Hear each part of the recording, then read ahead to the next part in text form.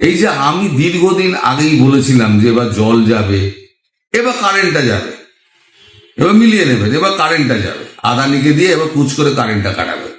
এই যে আমি অনেক আগে ভাগে বলে দিই না, এই আগে ভাগে বলে দেওয়া তো মনে করে মানুষ মনে করে আপনার বাংলাদেশের খুব মানে মানুষ আছে, তারা মনে করে আজকে তরুণ ঘোষ বলেছে মানে কালকেই ঘটে যাবে, তা তো নয়। আমি অনেক আগে ব্যাপারটা শুনতে পাই, শুনে যেটা আলোচনা হয় শুনতে পাই এবং নিজের মতো বিশ্লেষণ করে আমি আপনাদের বলি, যেটা 15 দিন কি 1 মাস 2 মাস বাদে হয়।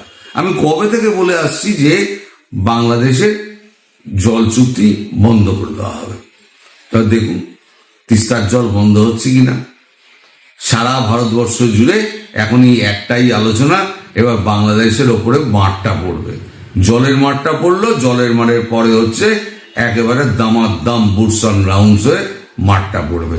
তখন ইউনূস সরকারের কোথায় সংবিধান, কোথায় আপনার জুলাইয়ের আপনার হবে, ওই খসড়া হবে, ও সমস্ত প্রোক্লামেশন সব পশ্চাৎ দেশে ঢুকিয়ে আপনাকে বাইরে বার করে দেবে, পশ্চাৎ দেশে ঢুকিয়ে দেবে আপনার।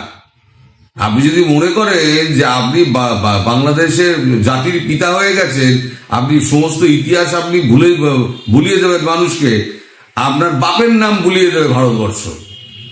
এনার নাম নরেন্দ্র মোদী। নরেন্দ্র মোদী মুখে কিছু বলেন না, উনি চুপচাপ থাকেন। সংঘের লোক তো, সংঘের লোকেরা সবসময় চুপ করে থাকে, কাজে করে দেখায়। পাকিস্তানের বিরুদ্ধে একটা কথা বলেছে, শুধু করে দেখিয়ে দিয়েছে। এবার বাংলাদেশ সম্পর্কে বাংলাদেশের নাম নেয়, পাকিস্তানের যেমন উনি নাম নিতেন না, বাংলাদেশের নাম নেন না। তাহলে এতটাই ঘৃণা ওনার মনে, কিন্তু উনি মুখে কিছু বলবেন না। আপনি হাতে পায়ে ধরে একবার দেখা করেছিলেন, সেইটা দেখা হয়েছিল, এবার আর দেখা টাকা হবে না, সোজা হবে মার। মার মানে ভুবন অন্ধকার করা মার। সেই মারের জানেন তো, লাঠা ঔষধির থেকে বড় ঔষধ কিছু নেই, মারো আচ্ছা করে। প্রহারের ধনঞ্জয় বলে একটা কথা আছে, মানে প্রহার করে ধনঞ্জয়ের নাম ভুলিয়ে দাও। সেই প্রহারের ধনঞ্জয় এবার কার প্রতি প্রয়োগ হবে? ডক্টর ইউনূস আপনার ওপরে। ডিপ স্টেটের সঙ্গে আপনি হাত মিলিয়েছিলেন না, এবার ডিপ স্টেটের তো অবস্থা খারাপ, ট্রাম্পেরই অবস্থা খারাপ করে দিয়েছে। চায়নায় বসে এখন হিসেব নিকেশ কষা হচ্ছে, দেখুন চায়নায় বসে আছেন অজিত দোভাল আর চায়নার বিদেশমন্ত্রী বসে আছেন। কি হচ্ছে জানেন? আমি আপনাকে বলে দিচ্ছি, সেটা হচ্ছে বাংলাদেশের ব্যাপারে যখন আমরা সিদ্ধান্ত নেব, আমরা যখন কাজ শুরু করব, আপনি রাগ গলাবেন না।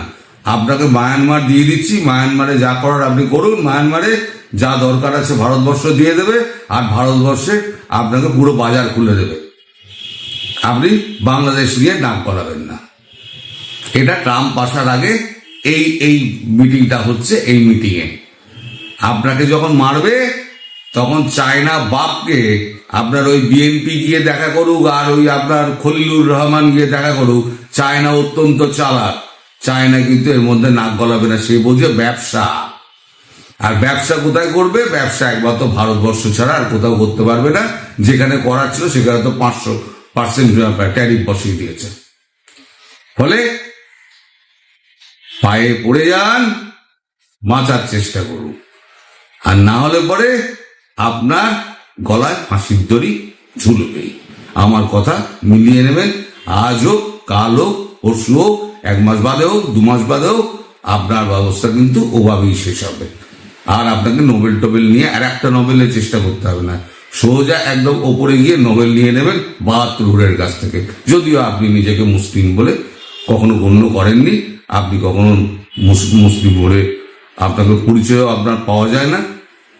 আপনি মুসলিম ধর্মটাকে একটা নাকাব হিসেবে ব্যবহার করেছেন, মানুষকে বোকা বানানোর জন্য। বাংলাদেশের মানুষকে একদিন বোকা বানিয়ে এসছেন, আর বোকা বানাতে পারবেন না। বাংলাদেশের মানুষ বুঝে গিয়েছে আপনি চিজ হ্যাঁ বাড়ি মস্ত মস্ত। এবার আপনি যদি যান, বলবেন হাম আপকে হ্যায় কোন, মোদি বলবেন হাম আপকে হ্যায় কোন। আপনি 7 সিস্টারে নিয়ে নিচ্ছিলেন, হাম আপকে হ্যায় কোন, ভাগো ভাগ ভাগ ভাগ ভাগ। ভালো থাকবেন দর্শক, সবাই সুস্থ, সব সাবধানে থাকবেন। নমস্কার।